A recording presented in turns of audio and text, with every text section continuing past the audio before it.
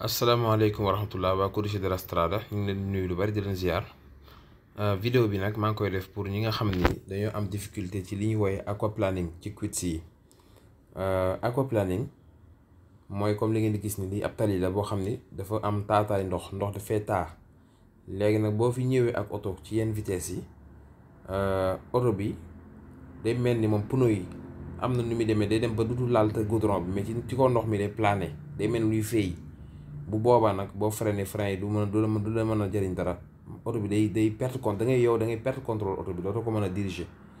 ma jox leen exemple ci vidéo bi gis ngeen ndox mi ni mel léegi waa ji moom ñëw ak vitesse ñëw dugg ci ndox mi xool leen ni muy def moom gis ngeen xam ngeen ki amatul contrôle gis nga pneu ni muy def amatul contrôle ci oto bi lii mooy waral accident ci nawet waaw lii mooy aquaplaning. bu ne aquaplaning mooy oto bi ni muy plané ni muy féey ci kaw ndox mi nga xam ne yow amatul ci contrôle loolu mooy aquaplaning. gis nga waa ji ni mu def waaw baatu aquaplaning mooy lii aqua baatu ndox sax ñëw na ci planning mooy luy plané da ngay dégg ñu naan waa ji day plané mooy daana xamul fu mu jëm waaw lii mooy aquaplaning. gis nga flèche bi da lay wax ni waa ji amatul contrôle oto bi. léegi ñu dem ci quiz yi xool.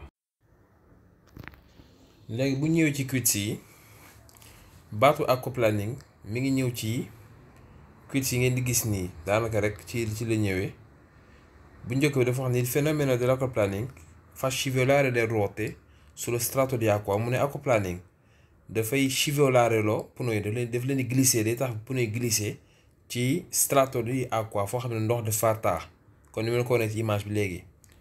Il fenomeno dell'acquaplaning inizia a velocità più bassa se il pneumatico è molto consumato. mu ne aquaplaning bu fekkee pneu bi dafa xoosu lu bari même boo doon daw ndànk sax mën ngaa def aquaplaning ndax pneu yu bees moo la ci mën a jàppale tuuti mais pneu yu xoos yu màggat boo jaaree ci ndox même bu fekkee li ngay daw bariwul sax mën ngaa glisser mën ngaa perdre contrôle.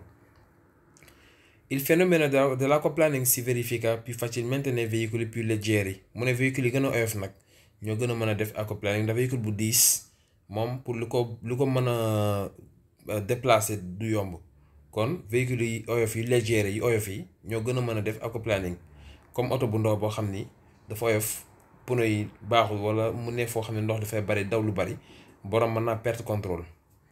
léegi ci des yëpp falso la. Il fenomeno dell'acquaplaning si verifica più facilmente a bassa velocità. mu ne aquaplaning booy daw ndànk ci nga ko gën a defee déedéet aquaplaning ki daw vitesse bu bari moo gën a mën a def aquaplaning. Il fenomeno dell'acquaplaning riduce lo sbandamento del veicolo. mu ne aquaplaning day tax véhicule bi du déraper du glisser. et falso moom ci boppam mooy glisser loo oto yi aquaplaning ci boppam moom mooy indi sbandamento du ko ridurre da ko aumentare da koy yokk. Il fenomeno dell'acquaplaning aumenta nelle carreggiate a forte pendenza laterale. mu ne aquaplaning ci carreggiate yi nga xam ne dañoo pente ci wet gi mu ne fa la gën a bare. falso.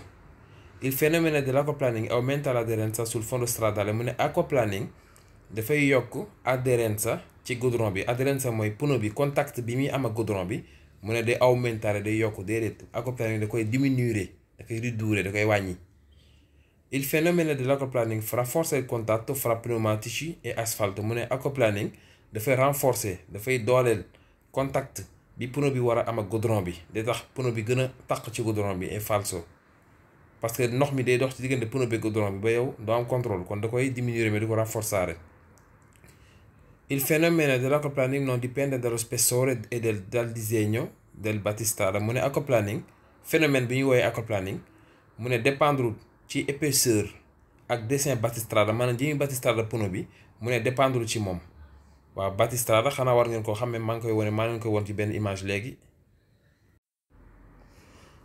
battistrada mooy dagg yi ngeen gis ci pneu yi nii mooy pneu bi ni mu bindoo nii dagg-dagg yi ne ci diggante bi mooy battistrada. lii nag bu demee ba xoosu ba maase bu demee ba nga xamante ni lii nii dafa maase xóot-xóot bii xamal ni pneu bi nag dañ ko war a changer bu demee ba jege parce que dafa am lu war a mel. bu dee oto yi minimum 1,6 millimètre defe naa su ma juumut 1,6 millimètre mooy minimum épaisseur battistrada bi noonu la war a toll. bu fekkee dafa dem ba jeex nag ba weesu ba yées loolu war ngaa changer pneu ndax boo ko changé wut mën ngaa def aquaplaning mën ngaa glisser mën ngaa perdre contrôle. kon mbokk yi li moo doon vidéo bis bi ba benn yoon incha allah jërë ngeen jëf.